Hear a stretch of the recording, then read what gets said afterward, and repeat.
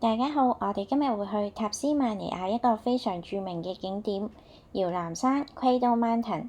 佢係位於塔斯荒野世界遺產區，坐落於搖籃山聖克萊爾湖國家公園嘅北端。佢係塔斯第6高嘅山，海拔1545米，係最著名嘅徒步路線。咁我哋而家嚟到佢嘅遊客中心先。呢啲就係國家公園入面可以見到嘅動物。我哋有見過袋熊同好多唔同種類嘅雀。首先，我哋就嚟行一條非常熱門、塔斯首屈一指嘅步道 Dove Neck 鴿子湖來回，係一條6公里長，需時2至3小時左右。喺穿梭巴士最尾一個站 Dove Neck 落車，由搖籃山正下方嘅一個冰川雕刻嘅鴿子湖出發。沿住步道可以欣賞到呢一座名山峰壯麗嘅景色。步道圍繞住鴿子湖嘅起伏，穿過山下，然後穿過壯麗嘅雨林，返去起點。沿途會有高山草原、雨林物種，好似插木樹同埋不理過蝗蟲樹，可以感受到大自然。慢慢行都好舒服。不過我哋去嘅時候，地下有少少積雪，所以比較跣。行路都要小心少少，特別係行樓梯嘅時候。喺呢度，我哋會講下搖籃山點樣去。咁如果係喺荷伯特度出發，揸車去搖籃山就要4個鐘15分鐘左右。咁我哋就係喺 Beacino 度夜晚揸車去浪塞士敦呢一個城市。咁喺右上角就可以睇返我哋去酒杯灣嗰條片啦。浪塞士敦揸2個鐘左右就可以到搖籃山。但係其實浪塞士敦佢係塔斯第2大嘅城市，喺去搖籃山中間都會有唔少嘅景點，都足夠玩一日。咁如果有觀眾有興趣嘅話，可以留言睇下我哋之後會唔會拍返一條片係講浪塞士敦。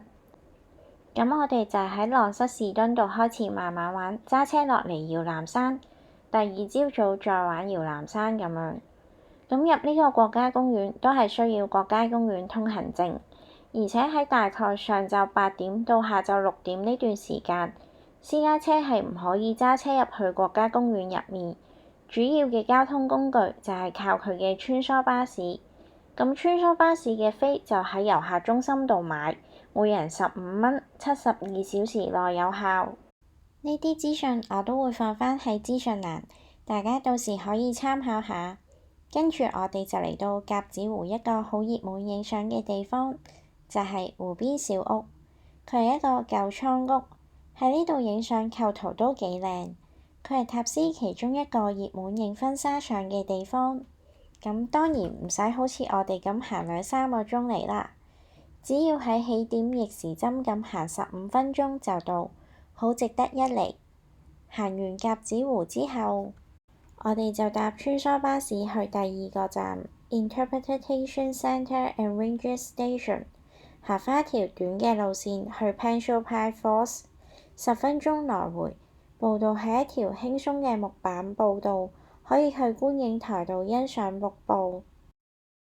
之後我哋就去 Windorf's Forest Walk 去親小動物啦。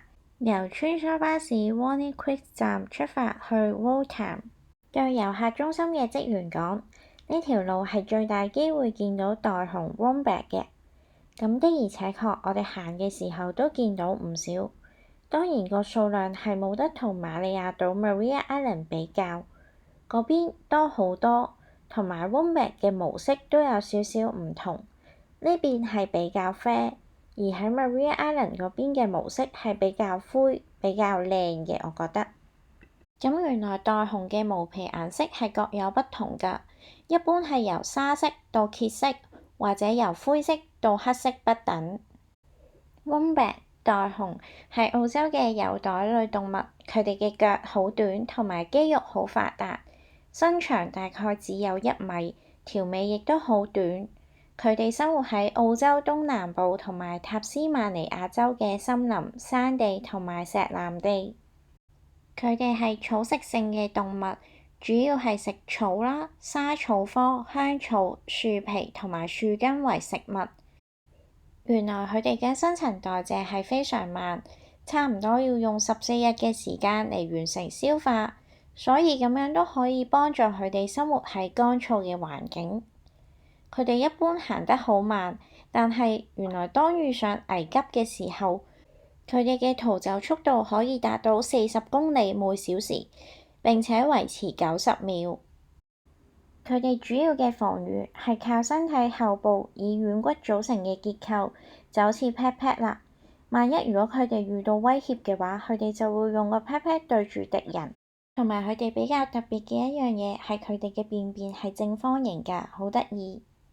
不過行呢條路都要好小心，因為沿途都好容易踩到 Wombat 嘅便便。另外，呢條路非常適合一家大細，比較容易行。喺呢度會見到古老嘅北利國王松樹，同埋塔斯著名嘅落葉山毛櫸或者係水青柑，係澳洲唯一嘅寒冷氣候冬季落葉樹。水青柑只係產於塔斯，喺大概1億年前首次出現喺岡亞納大陸嘅古代植物嘅後代。咁跟住我哋就嚟到 Rotham 啦。咁呢度有幾間屋可以申請喺度住宿嘅。行完一日，我哋又凍又餓咁嚟到另一間酒店嘅餐廳食晚餐，環境都唔錯。呢個牛扒我哋係叫 medium rare，但係佢偏熟，好鹹，冇咩肉汁。最差係佢。至於個意粉就係感覺係罐頭茄汁嗰種，再加少少番茄落去，海鮮都 OK 嘅。係好在個意粉好夠熱，食完都覺得好滿足。呢個蔬菜性價比好高，6蚊就好大碟啦。魷魚圈一開始食嘅時候都覺得 OK，但係放耐咗就比較硬啦。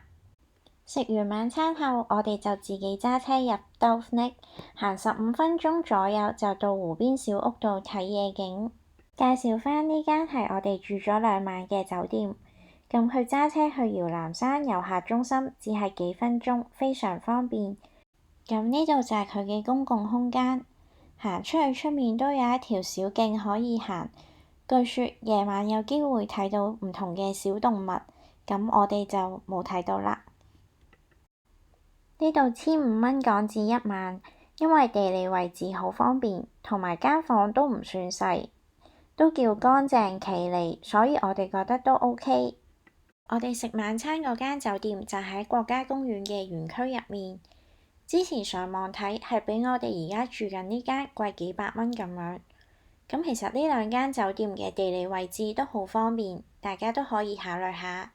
跟住同大家分享一樣幾特別嘅嘢，就係我前一晚將啲水放喺架車度，第2日佢竟然結咗冰，仲要係咁大嚿啊！我哋今日條片就到呢度啦，下集再見，拜拜。